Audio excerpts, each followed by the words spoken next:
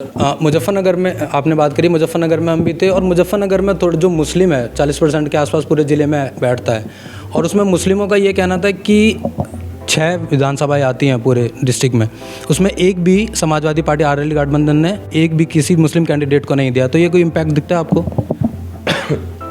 मुझे लगता है कि ये पर ऑप्शन क्या रहेगा, क्योंकि क्या वो ऑप्शन में बीजेपी की तरफ जा सकते हैं, क्योंकि उनने भी नहीं दिया है।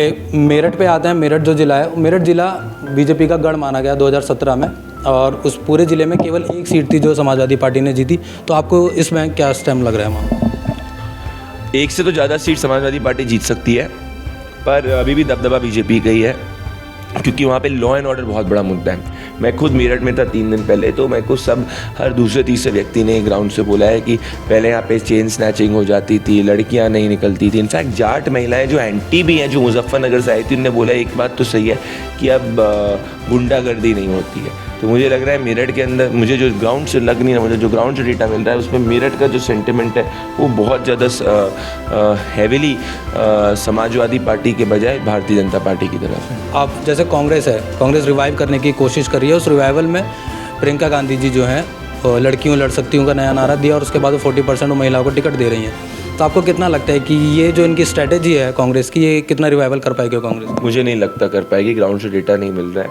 कि कर पाएगी। रायबरेली के अंदर भी समाजवादी और बीजेपी के बीच में फाइट है। अमेठी में बीजेपी डेंट कर रही है।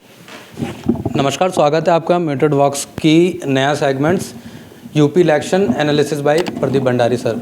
सर जो हैं, मतलब सर के साथ ही हमने इलेक्शन वगैरह एनालिसिस सीखा, सब कुछ सीखा। और सर जो हैं जन की बात के को फाउंडर हैं। और सर से शुरू बात करते हैं कि कैसा यूपी इलेक्शन का माहौल है। सर पहला चरण है, 58 सीटें हैं। आपको क्या माहौल लग रहा है और कैसा लग रहा है आपको इलेक्शन? देखिए, फर्स्ट फेज़ के अंदर वोटिंग बहुत इंपॉर्टेंट होगी इमरान, और वोटिंग के अंदर अगर महिला वोट और पुरुष वोट कितना जाता है वो काफ़ी देखना होगा। तो अभी मैं ये नहीं कमेंट कर सकता कि कौन आगे होगा कौन पीछे होगा, बिकॉज इलेक्शन कमीशन की गाइडलाइंस। हमने एक ओपिनियन पोल रिलीज़ किया था, जो जन की बात का ओपिनियन पोल इंडिया न्यूज़ के साथ में फरवरी 7 को। सो अब लेट अस सी कि महिला वोट्स कितनी निकलती है। और ये जो फेज़ 1 की जो पोलिंग है वो बीजेपी के लिए बहुत ज़्यादा इंपॉर्टेंट है कंपेयर टू समाजवादी पार्टी, क्योंकि ये फेज़ के अंदर पास्ट प्रेडिक्शंस जो हमने की उसके हिसाब से बीजेपी शुड लीड। अब अगर यहाँ से बीजेपी, अगर समाजवादी पार्टी गेन कर जाएगी तो उसका बहुत अदर फेजेज़ में भी इम्पैक्ट पड़ेगा। तो सर जो फेजेज़ है, इस फेजेज़ में एक तरफ विपक्ष है जो जाट और मुस्लिम एकता की बात कर रहा है और दूसरी तरफ है बीजेपी जो उसकी पिच है उसी पे वो खेल रही है। तो आपको क्या लग रहा है कि जाट मुस्लिम एकता कितना डेंट कर पाएगा? कुछ तो डेंट करेगा इमरान, कुछ तो डेंट डेफिनेटली करेगा, पर ऐसा नहीं दिख रहा था कि पूरी तरीके से ये स्वीप कर जाएगा। सो ऐसा नहीं है कि हर सीट पे जाट मुसलमान बराबर है, हर सीट पे जाट मुसलमान एक तरफा वोट कर रहे हैं। जहाँ 30% मुस्लिम्स हैं उन सीट्स के अंदर जाट हिंदू मुस्लिम पोलराइजेशन की तरफ इलेक्शंस जो है जा सकता है। जहाँ पे 30% से कम मुस्लिम्स हैं वहाँ पे जाट्स जो हैं वो आरएलडी को अपनी फर्स्ट प्रेफरेंस देख सकते हैं। तो जाट्स की जो मैंने एटलीस्ट पास्ट में देखा है, कल क्या होगा ये इन द फेज़ 1 क्या होगा, that we have to track in the exit, we have the teams, but first preference RLD, second Jat candidate, third BJP, fourth SP. आपको सर, जैसे आप तो हमेशा ग्राउंड पे ही रहते हैं और ग्राउंड से आप बात करते हैं, जब भी हम आपके पास आए सर, और सबसे पहले ये था कि कौन सी आपको जातियाँ लामबंद होती दिख रही हैं और कौन सी जाति आपको बिखरती दिख रही हैं इस फर्स्ट फेज़ में? देखिए, फेज़ 1 मेरे हिसाब से ज़्यादा जातियों के बारे में नहीं है, ज़्यादा हिंदू आइडेंटिटी और मुस्लिम आइडेंटिटी के बारे में। और एक ही है कि जाट वोट क्या मुस्लिम्स के साथ में वोट करता है कि नहीं करता है। बाकी बात करें जाटव एससीज़ की या नॉन जाटव एससीज़ की, तो नॉन जाटव एससीज़ के अंदर जिनको वेलफेयर मिला है वो बीजेपी की तरफ लामबंद होती हुई दिख सकती हैं। जाटव एससीज़ में अभी भी मायावती का होल्ड है, और उसमें जो अगर महिला में डेंट होगा तो बीजेपी डेंट करेगी, यूथ में डेंट होगा तो समाजवादी पार्टी डेंट करेगी। सो लार्जली इट इज़ अबाउट कि कितनी सीट्स पे जाट मुस्लिम्स के साथ समाजवादी पार्टी को वोट कर सकते हैं। जी, आपने सर मायावती जी का नाम लिया। मायावती जी इस चुनाव में 2022 में थोड़ा लेट अपना कैंपेन स्टार्ट करती हैं, तो आपको क्या लग रहा है कि ये कोई रणनीति थी बीएसपी की, या आपको लगता है कि ये कहीं ना कुछ गठबंधन है किसी के साथ, बैकडोर? ये तो आप मायावती जी को पता होगा, पर जितना एक ये इलेक्शंस बाइपोलर की तरफ है इमरान, और पिछली बार 22% से ज़्यादा मायावती जी का वोट आया था। इस बार ये 40% तक डिप्लीट हो सकता है। इसमें जो मेजॉरिटी मुस्लिम वोट है वो समाजवादी पार्टी की तरफ जाता हुआ दिख सकता है, और जो SC वोट है उसमें यूथ समाजवादी पार्टी और बीजेपी में स्प्लिट हो सकता है, ज़्यादा सपा की तरफ, और विमेन है वो ज़्यादा बीजेपी की तरफ जा सकती हैं। सो ये बाइपोलर इलेक्शन पहले यूपी में नहीं हुआ है, पिछले 3 इलेक्शंस में नहीं हुआ है, जहाँ पे 78 to 82% वोट सिर्फ बीजेपी और सपा के बीच में स्प्लिट होगा। ठीक सर। और आपको सर, जो अगर यहाँ पे बात करें फर्स्ट फेज़ की, तो फर्स्ट फेज़ बताया जाता है कि जाटलैंड के इर्द गिर्द ही ये पूरा चुनाव चल रहा है फर्स्ट फेज़ का। तो आपको क्या लग रहा है कि जो किसान आंदोलन है कुछ इम्पैक्ट डाल रहा है या नहीं डाल रहा है? फेज़ 1 के अंदर जो जाट्स का कंसोलिडेशन जहाँ जहाँ RLD की तरफ होगा, उसमें जाट अस्मिता के बारे में बात है, तो वहाँ ज़रूर किसान आंदोलन का कुछ फ़र्क पड़ा है। पर ऐसा नहीं है कि सब जाट जो है भाजपा के खिलाफ हैं। जैसे मुजफ्फरनगर ले लूँ तो वहाँ जाट सेंटिमेंट बहुत प्रभावी है RLD की तरफ। वहीं मेरठ में ले लूँ तो जाट्स जो है वहाँ पे लॉ एंड ऑर्डर एक बहुत बड़ा मुद्दा है। वेस्ट में लॉ एंड ऑर्डर बहुत बड़ा मुद्दा है, पर्टिकुलरली वुमेन के लिए। तो मेरठ के अंदर एरियाज़ में जो जाट है वो बीजेपी के साथ में। तो एवरी डिस्ट्रिक्ट इन यूपी की इस बार उत्तर प्रदेश का इलेक्शन जो वही सही करेगा जो 75 डिस्ट्रिक्ट्स का सही आकलन कर पाएगा। डिस्ट्रिक्ट वाइज आपको यूपी को देखना चाहिए, और विमेन वोट कितना निकलेगा वो बहुत कुछ निर्धारित करेगा उत्तर प्रदेश इलेक्शंस में। सर, मुजफ्फरनगर में आपने बात करी, मुजफ्फरनगर में हम भी थे, और मुजफ्फरनगर में थोड़ा जो मुस्लिम है 40% के आसपास पूरे ज़िले में बैठता है, और उसमें मुस्लिमों का ये कहना था कि 6 विधानसभाएं आती हैं पूरे डिस्ट्रिक्ट में, उसमें एक भी समाजवादी पार्टी RLD गठबंधन ने एक भी किसी मुस्लिम कैंडिडेट को नहीं दिया। तो ये कोई इम्पैक्ट दिखता है आपको? मुझे लगता है कि ये पर ऑप्शन क्या रहेगा, क्योंकि क्या वो ऑप्शन में बीजेपी की तरफ जा सकते हैं, क्योंकि उनने भी नहीं दिया है। तो BSP का भी कोई इतना स्ट्रॉन्ग मुस्लिम उम्मीदवार नहीं खड़ा है। सो अगर वो वोट भी पड़ता है तो रिलक्टेंट वोट जाके समाजवादी पार्टी अलायंस को ही पड़ेगा। तो आपने एक चीज़ देखी होगी कि समाजवादी पार्टी अलायंस ने एक चीज़ ये करी है कि जहाँ पे 40% या 30% मुस्लिम्स है, तो वहाँ कई सीट्स पर उन्होंने नॉन मुस्लिम्स को टिकट दिया है, ये कंसिडर करते हुए कि वो मुस्लिम वोट तो उनको मिलेगा ही मिलेगा। So what I can say eight this moment is Imran की मुजफ्फरनगर में SP RLD अलायंस काफ़ी अच्छा कर। हाँ, मुजफ्फरनगर शहर की खुद सिर्फ वहाँ पर 40%, 70,000 के आसपास। पर ये सब मुझे लगता है मेजॉरिटी सपा अलायंस की तरफ ही जाएंगे, और मेजॉरिटी मुजफ्फरनगर के अंदर सीट्स जो समाजवादी पार्टी अलायंस ही जीतेगा उस डिस्ट्रिक्ट की। जी, 6 सीट्स आती है, मैं गलत नहीं हूँ तो, मतलब मेजॉरिटी सीट्स वही जीत सकता है। एक मेरठ पे आते हैं। मेरठ जो ज़िला है, मेरठ ज़िला बीजेपी का गढ़ माना गया 2017 में, और उस पूरे ज़िले में केवल एक सीट थी जो समाजवादी पार्टी ने जीती। तो आपको इसमें क्या स्टेम लग रहा है वहाँ? एक से तो ज़्यादा सीट समाजवादी पार्टी जीत सकती है, पर अभी भी दबदबा बीजेपी का ही है, क्योंकि वहाँ पे लॉ एंड ऑर्डर बहुत बड़ा मुद्दा है।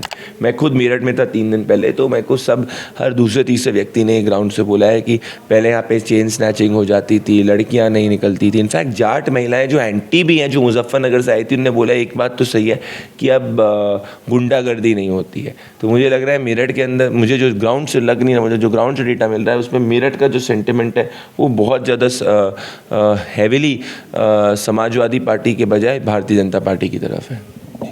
आपको ये सर अभी भी बड़े लीडर का चुनाव दिख रहा है कि अभी कैंडिडेट पे चुनाव जा चुका है? ये कई जगहों पे कैंडिडेट पे इलेक्शंस है, पर कई जगह पे ये पार्टी वोट पे है। तो ये ऐसा नहीं है कि 403 विधानसभा पे 403 कैंडिडेट लड़ रहे हैं, जैसे गोवा में 40 जगह पे 40 कैंडिडेट लड़ रहे हैं। ये लार्जली एक है कि बीजेपी क्या अपना non Yadav OBC vote consolidated maintain कर पाती है। अगर मेंटेन कर पाएगी तो अच्छे से सरकार में आ जाएगी। अगर उसमें समाजवादी पार्टी बड़ा डेंट करती है, तभी समाजवादी पार्टी जो है एक बहुत बड़ा बदलाव कर सकती है। और अभी जो सबसे बड़ी, मैं वापस से चीज़ ये कह रहा हूँ कि women vote is the most important vote. जो विमेन वोट को ज़्यादा लेके आएगा वही सरकार बनाएगा। जी, इसी जाटलैंड की बात करें पूरे फर्स्ट फेज़ की, तो इसमें एक इम्पॉर्टेंट वोटर मुस्लिम महिलाएं भी हैं।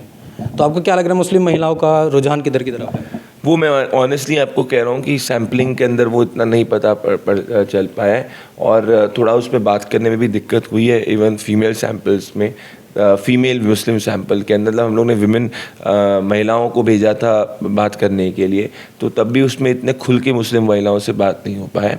तो इसमें मैं स्पष्ट नहीं कर सकता कि क्या वो डिवाइडेड वोट करेंगी या एक तरफा वोट करेंगी।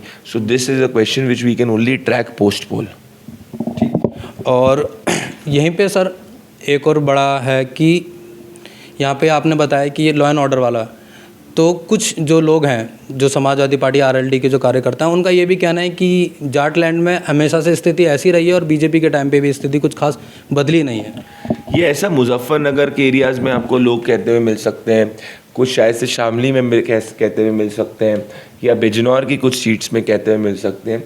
पर अगर आप नीचे से ऊपर तक ट्रैवल करेंगे तो आपको इवन बागपत के अंदर भी लोग ये कहेंगे बेशक वो वोट बीजेपी को नहीं डालेंगे, लॉ एंड ऑर्डर इम्प्रूव हुआ है। सहारनपुर में भी मैं था, वहाँ पे भी मैंने ये लॉ एंड ऑर्डर का देखा है कि काफ़ी बड़ा मुद्दा है। मेरठ के अंदर मैंने देखा है, मुजफ्फरनगर में जाट अस्मिता ज़्यादा सर्वोपरि हो रही है। बुलंदशहर के अंदर ही मैंने देखा है, गौतम बुद्ध नगर के अंदर देखा है, गाज़ियाबाद के अंदर देखा है, मेरठ में, मथुरा के अंदर देखा है। तो लार्जली ये वेस्ट के अंदर तो है, कुछ जगह पे जहाँ पे जाट पॉकेट्स पे, क्योंकि they are voting for Jayant Chaudhary at places, because of that वो कह रहे होंगे कि लॉ एंड ऑर्डर नहीं है। पर ये तो हमें देखा ही, Muzaffarnagar riots of 2013 was a reality, it was a stark reality. उसके बाद से ये लॉ एंड ऑर्डर की चीज़ योगी गवर्नमेंट ने उसी पे हाफ किया कि हमने लॉ एंड ऑर्डर इम्प्रूव किया, एक भी दंगा वेस्ट में नहीं हुआ है। मुजफ्फरनगर दंगा आपको कितना लगता है कि सर अभी इस चुनाव में कितना कारगर होगा वो? मुजफ्फरनगर के अंदर तो इतना नहीं है, पर लार्जली लॉ एंड ऑर्डर जो है वो एक बहुत बड़ा मुद्दा बनते हुए दिख रहा है इमरान, वेस्ट के अंदर, नॉट इन पूर्वांचल, वेस्ट में। तो वेस्ट फेज़ 1 और 2 के अंदर बड़ा मुद्दा बनते हुए दिख रहा है। 58 सीटें हैं, तो इस 58 सीटों पे मुस्लिम जो वोट है वो भी बड़ा इंपॉर्टेंट माना जा रहा है, तो इसमें ओवैसी नहीं है कोई फैक्टर। देखिए, एवरीबडी वोटर जो होता है वो या तो किसी को जिताता है या हराता है, और जब वोटर किसी को हराता है तो वो उस पार्टी के साथ ज़्यादा आता है जो हराने वाली पार्टी है। तो अभी हराने वाली पार्टी सिर्फ समाजवादी पार्टी आरएलडी अलायंस है, और जो जीतना चाहता है वो बीजेपी के साथ है। इसीलिए जो बाकी है थोड़ा बहुत वो हाथी देखते हुए बसपा की तरफ जाएंगे, पर बाकी कांग्रेस कंप्लीटली डिमिनिश होती हुई दिख रही है, क्योंकि वो स्ट्रॉन्ग अपोजिशन के वोट को नहीं कंसोलिडेट कर पा रही। सो ये सब फैक्टर्स जो है मीडिया के अंदर ज़रूर भीड़ आ जाएगी, देखेंगे लोग, अच्छे से सुनेंगे भी, पर वो वोट ट्रांसलेशन में नहीं होगा ओवैसी जी का उत्तर प्रदेश में।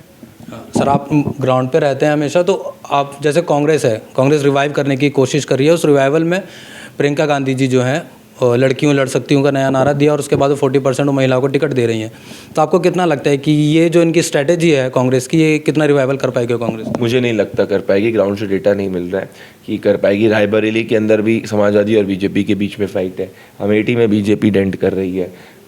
कांग्रेस अगर मेरा जो अनुमान है कि कांग्रेस 5 से कम सीटें लेके आएंगी, और कांग्रेस जो अपने पिछली बार क्या था कि आपके पास आरपीएन सिंह थे, आपके पास ये अभी भारतीय जनता पार्टी के अंदर कुछ लीडर्स आए हैं वो थे, तो ये सब आपको जैसे पडरौना, कुशीनगर, इन सब में कुछ पॉकेट वोट दिलवाते थे। अब वो सब चीज़ें मूव हो गई है, तो आप थोड़ा बहुत वोट जहाँ प्रमोद तिवारी की बेटी लड़ रही है वहाँ लेके आ पाएंगे। पर इनफैक्ट आपके पार्टी के जो प्रेसिडेंट हैं जय लल्लू जी, वो खुद तमकुमिया राज से उनकी बहुत कांटे की लड़ाई चल रही है, हार भी सकते हैं। सो आई डोंट सी कांग्रेस, क्योंकि कोई भी पार्टी का रिवाइवल जो होता है वो सिर्फ मीडिया के स्लोगन्स पे नहीं हो सकता, संघर्ष जो होता है लंबा होता है, और अभी जो मेन ओपोनेंट है सपा है, तो इसीलिए कांग्रेस के लिए स्पेस नहीं है। अगर बीजेपी वापस आ जाती है तो क्या वो स्पेस कांग्रेस ऑक्यूपाई कर पाएगी, करेगी, वो देखना होगा। पर अभी लड़कियों लड़ सकती हूँ से महिला वोट कांग्रेस की तरफ नहीं जा रहे हैं जी। ये चुनाव जो है मोटा मोटी सब कह रहे हैं कि ये थोड़ा जातिवाद पे जा चुका है, तो जातिवाद पे अगर ले जा पाएँ अखिलेश यादव, तो ये अखिलेश यादव की जीत है या हार है? तो अखिलेश यादव को जितना ज़्यादा चुनाव जाति के बारे में होगा उतना ज़्यादा समाजवादी पार्टी अलायंस को फ़ायदा होगा। तो जाति का चल रहा है लामबंदी, वो सिर्फ और सिर्फ पूर्वांचल के अंदर ज़्यादा चल रही है, जो फेज़ 5, 6, 7 के अंदर है। पर वेस्ट के अंदर इतना ज़्यादा जाति नहीं डोमिनेट कर रही है, इट इज़ मिक्स ऑफ जाति एंड हिंदू आइडेंटिटी। दूसरी चीज़ ये है कि क्या जाति पे ले जाके वो उस जाति की महिला का वोट ला पाएंगे कि नहीं, that is a question, that's $1 million question. कि अगर वो महिला वोट, मान लीजिए कि आपने कहा कि आपने कि मौर्य समाज के कुछ लीडर्स को अपने अंडर कर दिया, तो क्या उससे वो महिला जिसको राशन मिला, जिसको घर मिला या बेनिफिट मिले, वो आपकी तरफ मूव करेगी? That has to be seen, because sampling goes wrong where women sample is not taken into consideration. Sir जो ये जैसे आवास योजना हो गई या शौचालय मिला या गैस सिलेंडर मिला, तो कुछ वो लोगों का ये भी कहना है कि ये तो भाई केंद्र की योजनाएं हैं, इसमें योगी जी का तो कोई योगदान है नहीं, तो ये भी कोई इम्पैक्ट डालेगा कुछ? हो सकता है, पर साथ में जो फ्री राशन दिया है, फ्री राशन और फ्री तेल, ये कई समाज है कि महिलाएं हैं जैसे वाली गरीब लोग हैं भले अक्रॉस कास्ट, उसमें काफ़ी एक डेंट कर रहा है, इवन इन जाटा वेसीज, नॉन जाटा वेसीज अक्रॉस, बिकॉज ये भले मुस्लिम हो हिंदू हो, उनको मिला है जो गरीब पर उसके अंदर आता है, काफ़ी दुगना राशन मिला है। तो क्या कर रहे हैं गरीब कई लोग कि वो आधा राशन यूज़ करते हैं और आधा मार्केट में भी वापस से बेच रहे हैं। सो ये सब चीज़ें टैब्यूलेट आपसे पोलिंग बूथ पे ही कर सकते हो। पर ये बात ज़रूर है कि समाजवादी पार्टी का इस बार जो वोट शेयर होगा वो पिछली बार से कई ज़्यादा होगा और अभी तक का समाजवादी पार्टी आरएलडी अलायंस का सबसे ज़्यादा वोट शेयर होगा। सर हिंदू आइडेंटिटी की बात करते हैं तो इस पूरे फर्स्ट फेज़ में जो हिंदू आइडेंटिटी के नाम पे सबसे उभरता हुआ चेहरा आते हैं संगीत सोम, और एक संगीत सोम होते हैं और थाना भवन से होते हैं सुरेश राणा जो गन्ना मंत्री हैं। और जब मैं दोनों ग्राउंड पे जब मैं गया था, दोनों फंसी हुई सीटें हैं। बिल्कुल सही कह रहे हैं आप, दोनों फंसी हुई सीटें। और थाना भवन की आप सुरेश राणा की जो सीट की बात कर रहे हैं वो बिल्कुल कल भी जब हमारा एनालिस्ट गए थे तो उन्होंने भी कहा कि सर ये फंसी हुई सीट है और बहुत अलग भी परिणाम इसमें आ सकते हैं। इसमें और अभी मैं कुछ नहीं कह सकता, पर आपकी रीडिंग बिल्कुल सही है। कल आप ज़रूर जाइएगा तो कल ही पता चल पाएगा कि ये सीट निकाल पाएंगे कि नहीं निकाल पाएंगे। यहाँ पे अतुल प्रधान जो एसपी के कैंडिडेट हैं उनका भी काफ़ी नाम है, उन्होंने अपनी क्योंकि पर अभी तक अतुल प्रधान जी जीते नहीं है कभी भी। तीसरा इलेक्शन है तो इसीलिए उनको इस बार जीतने का चांस भी हो सकता है। तो ये कल ही पता चल पाएगा इमरान, क्योंकि अभी ये सीट में लड़ाई काटेगी है जी। आप बीजेपी में फर्स्ट फेज़ की बहुत सारी सीटों में ऐसे देख पा रहा हूँ कि कैंडिडेट के खिलाफ एंटी इनकम्बेंसी है, पर फिर भी बीजेपी ने उस कैंडिडेट को बैक करा है। इसके पीछे रीज़न? इसके पीछे रीज़न ये इमरान की जब अभी कुछ लीडर समाजवादी पार्टी के अंदर घुस गए थे तो अगर आपको याद होगा स्वामी प्रसाद मौर्य इन सबके छोड़ने के बाद तो बीजेपी के अंदर एक सेंटिमेंट था कि अगर हम बहुत ज़्यादा टिकट काटेंगे तो ऐसा ना हो कि फिर एक और मास एक्सोडस हो जाए। तो उन्हीं तभी 70 से 80 टिकट तब भी काटे हैं और इसीलिए उत्तराखंड के अंदर भी जितने टिकट काटे थे उतने नहीं काट पाए थे।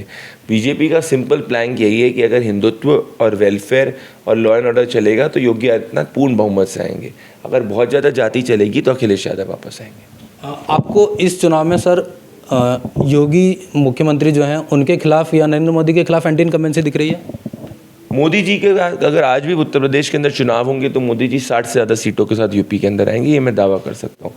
क्योंकि मोदी जी उत्तर प्रदेश का एक बहुत बड़ा गुडविल है जो उनको अभी भी रहता है और अभी भी है और बरकरार है। And this time I am seeing even in SC votes he is getting good amount of goodwill. बात रही चीफ मिनिस्टर योगी आदित्यनाथ की, तो अगर आप अखिलेश यादव जी से कंपेयर करेंगे तो अगर 10 लोगों से मैं बात करता हूं तो 5 से 5.5 लोग योगी आदित्यनाथ का नाम लेते हैं, 3 से 3.5 लोग अखिलेश यादव जी का नाम लेते हैं। तो अभी भी 50% लोग जो हैं योगी आदित्यनाथ को अपना मुख्यमंत्री देखना चाहते हैं if you compare on the CM face question. So on बात की कई जगह जैसे कई सीट्स हैं पूर्वांचल के अंदर, वहाँ पे ज़रूर इश्यूज़ हैं and those are issues which are there with them and but ऐसा नहीं है कि state is anti Yogi. Largely के अंदर स्टेट के अंदर other than anti incumbency there is a pro Yogi sentiment at lot of seats. और जो आपने बताया कि जो सीटें कट रही हैं और फिर वो कैंडिडेट है कुछ सीटों पे देखने में आ रहा है जो बीजेपी ने कैंडिडेट काटी है टिकट, उसके बाद वो निर्दलीय भी खड़े हो गए हैं। अगर हम बात करें लोनी विधानसभा की, जो नंद किशोर गुर्जर हैं, और वहीं से जो हैं चेयरमैन है रुचिता धामा जो जाट हैं, वो टिकट मांग रही थी और नहीं मिली तो इंडिपेंडेंट खड़ी होगी।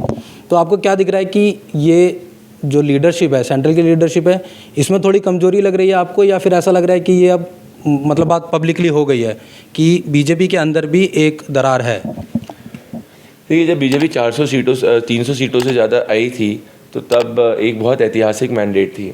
अब जब सीटें भारतीय जनता पार्टी इस बार 300 प्लस की स्थिति कम दिख रही है, इनफैक्ट मेजॉरिटी डेफिनेटली दिख रही है, पर 300 से कम दिख रही है। तो जब आप 300 MLAs के साथ लड़ते हो मैदान के अंदर तो आप सबको सेटिस्फाई नहीं कर सकते, आप कुछ टिकट भी काटेंगे। जब आप टिकट काटेंगे तो फिर कुछ लोग इंडिपेंडेंट भी खड़े होंगे। दैट्स अ स्वाभाविक प्रक्रिया which will happen with any strong party. Any party जो स्ट्रॉन्ग होगी उसके साथ ऐसी स्थिति है। पर जैसे हमने बंगाल में देखा था, बंगाल और उत्तर प्रदेश के बीजेपी टिकट डिस्ट्रीब्यूशन में ज़मीन आसमान का फ़र्क है। सो ये जगह जहाँ आप बात कर रहे हैं वहाँ पे अगेन मैंने बोला कि अगर कैंडिडेट वोट होगा और अगर कैंडिडेट्स के बीच में इलेक्शंस होगा तब ये सब चीज़ फैक्टर होगी। अगर लोग सिंबल वोट देंगे कि बॉस बीजेपी को लाना है, तब these factors will not come into picture. जैसे 2019 के अंदर भी बहुत सारे हमने देखा था एमपीज़ के खिलाफ एंटी इनकम्बेंसी थी, पर फिर क्या हुआ, ultimately PM Modi came with 300+। सो अभी भी उत्तर प्रदेश का चुनाव 403 विधानसभाओं पे 403 इलेक्शंस नहीं है, ये मैं आपको कहने। जैसे आप जो बात कर रहे हैं वो मान लीजिए 70-80 विधानसभा पे होगा, तो 70-80 एक और मैं आपको डेटा देता हूँ कि जो भी उत्तर प्रदेश का इलेक्शन वही जीतता है जो 80 सीट्स पे लीड करता है। यूपी में 80 से ज़्यादा 80 सीट्स हैं। 2007 में बसपा ने मेजॉरिटी सीट्स पे लीड किया था, 2012 में सपा ने, और 2017 में बीजेपी ने 65 से ज़्यादा सीट्स पे लीड किया था। अभी भी अगर आप 80 सीट्स पे जाएंगे तो आप देखेंगे कि 50-80 सीट्स पे भारतीय जनता पार्टी के लाइन्स लीड करते हुए दिख रहे हैं। So still that also gives you a good amount of sentiment. So at this moment I don't see कि these factors will play very important role. They can dent BJP, but they are not able to change the essence of the verdict. Essence will only change when women vote with Samajwadi Party alliance.